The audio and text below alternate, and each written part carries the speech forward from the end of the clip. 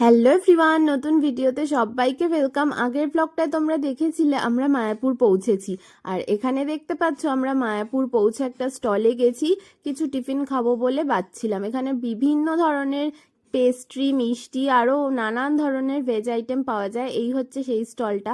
আর আমরা এখানে ওয়েট করছিলাম কারণ ওখানকার নিয়ম হচ্ছে আগে বিল কেটে তারপর সেই বিল দেখিয়ে যা যা আইটেম সেগুলোর এক এক করে দেবে। তো এখানে মা বাবা ভাই দই বড়া নিয়ে নিয়েছে, আর যেহেতু ওটা রেডিমেডই ছিল তো বেশি টাইম লাগেনি। আর আমি চাউমিন নিয়েছিলাম অ্যাজ ইউজুয়াল, আমি তো আর কোনো খাবার দেখতেই পাই না।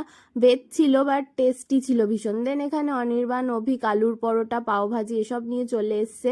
অভিক নিয়েছিল পাওভাজি, তানিয়া, অনির্বাণ আর অনির্বাণের মা নিয়েছিল আলুর পরোটা। সবকটা আইটেমই ভীষণ টেস্টি ছিল আর কোয়ালিটিও প্রাইস আন্দাজে ভীষণ ভালো ছিল। তোমরা গেলে এই স্টলটা থেকে ট্রাই করতে পারো। আর আলুর পরোটার সাথে স্যালাড, দই